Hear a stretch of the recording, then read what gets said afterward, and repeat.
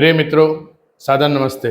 आज अपन देखेंगे पत्रिका में chartered accountant, Indian revenue services या फाइनेंस मैनेजर या Indian audit and account services IAAS बनने के लिए क्या योग होते हैं। तो देखिए, मोटे तौर पर ये सभी फाइनेंस से रिलेटेड होते हैं, ट्रेजरी से रिलेटेड होते हैं और इन पदों पर आसीन व्यक्ति अच्छा खासा पढ़ा लिखा व्यक्ति होता है। चार्टर्ड अकाउंटेंट बनने के लिए भी बहुत पढ़ाई करना पड़ती है, काफ़ी एग्ज़ाम्स पास करनी पड़ती हैं। इसी प्रकार IRS, IAAS, UPSC civil services examination को कंप्लीट पास करने के बाद मिलता है, अच्छे नंबरों से पास करने के बाद मिलता है, ठीक है ना। तो इनके लिए एक तरफ तो हम ये समझ रहे हैं कि उच्च शिक्षित होना चाहिए, कंपटीशन में सफल होकर आगे बढ़ना चाहिए, और दूसरी तरफ कहीं ना कहीं ऐसे प्लैनेट्स की उसके कुंडली में महादशा अंतरदशा चल रही हो जो कि ट्रेजरी, फाइनेंस, मनी, अकाउंटिंग इससे रिलेशन रखती हो, है ना, और शनि मंगल टाइप की नहीं हो तो ज़्यादा फेवरेबल रहेगा।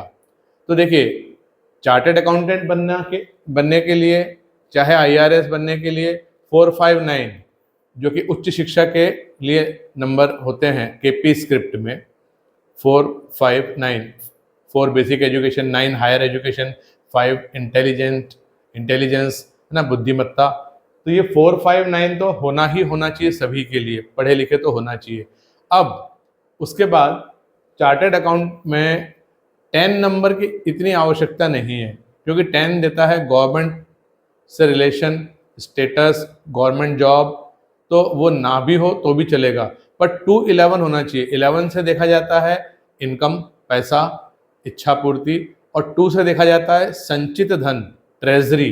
तो ट्रेजरी से रिलेटेड जो काम करे उसके लिए 2 होना बहुत ज़रूरी है। साथ में 11 पैसा आएगा, पैसे से डील किया जाएगा, तो 211 अगर हो, साथ में 10 हो तो बहुत नामी गिरामी चार्टर्ड अकाउंटेंट बन सकता है। तो 459 के साथ 211 मस्ट है। दशा बुध या शुक्र की, क्योंकि बुध का मतलब होता है व्यापार और शुक्र का मतलब होता है पैसा। तो बुध या शुक्र की कहीं कुंडली में युति हो बुध शुक्र की, या बुध शुक्र की महादशा अंतरदशा चल रही हो, मतलब बुध शुक्र दिख रहा हो उसके जीवन में उस कालखंड में, तो वो इस दिशा में आगे बढ़ेगा। जैसे IAS के एग्ज़ाम देने के लिए जब जाता है बच्चा, तो वो दिमाग में लेके जाता है कि सामने IAS बनूंगा कि IPS बनूंगा कि IFS बनूंगा कि IRS बनूंगा। तो IAS का मतलब कहीं ना कहीं सूर्य चंद्र का डोमिनेंस होना चाहिए महादशा अंतरदशा में। मंगल केतु अगर आ गया तो IPS मिल जाएगा। और IRS के लिए हमें बुध शुक्र, पैसा पैसा पैसा, कस्टम्स भी, तो कस्टम्स में मंगल भी थोड़ा जुड़ जाएगा, राहु भी जुड़ जाएगा। तो यहाँ हम बात कर रहे हैं रेवेन्यू ऑफिसर की, तो उसमें 211 तो मस्ट है।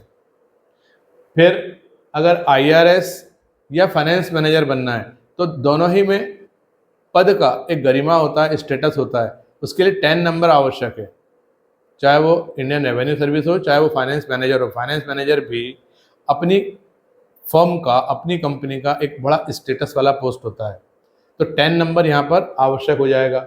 और 2 तो चाहिए चाहिए, क्योंकि वो संचित धन, ट्रेजरी, फाइनेंस से रिलेटेड है।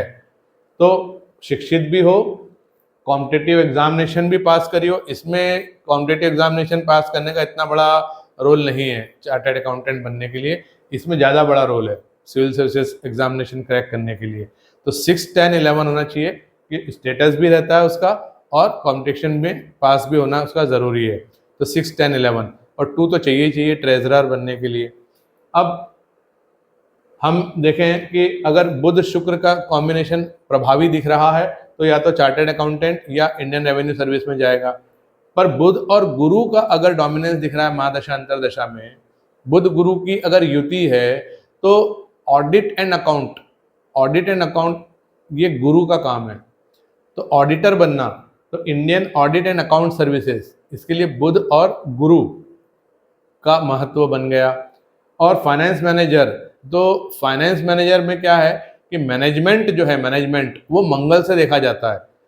तो व्यापार और उसमें मैनेजमेंट, मैनेजर, व्यापारिक फर्म का मैनेजर, तो बुध और मंगल का अगर उसमें महादशा अंतरदशा योग दिखे तो वो आपका फाइनेंस मैनेजर बनेगा किसी प्राइवेट फर्म में।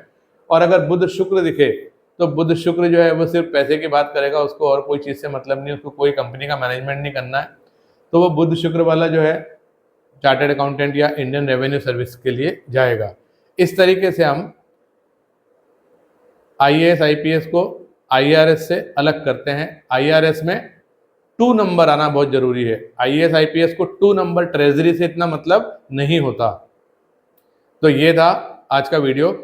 अच्छा लगा हो तो आप इसको सब्सक्राइब करिए, लाइक करिए, और अगले वीडियो किस टॉपिक पे बनाया जाए इसके लिए कमेंट में ज़रूर लिखिए, तो उसके ऊपर हम एक वीडियो बनाएंगे। क्योंकि बेसिकली मैं KP और भृगुनंदी नाड़ी लोगों को सिखाना चाहता हूँ कि वो स्वयं अपनी कुंडली में या अपने किसी परिचित के कुंडली में देखकर समझ सके कि क्या योग बन रहे हैं इसके, IRS बनने के, IAS बनने के, डॉक्टर बनने के, इंजीनियर बनने के। तो ऐसी पूरी एक सीरीज़ बना रहा हूँ मैं, तो उसको आप देखिए, लाइक करिए, सब्सक्राइब करिए।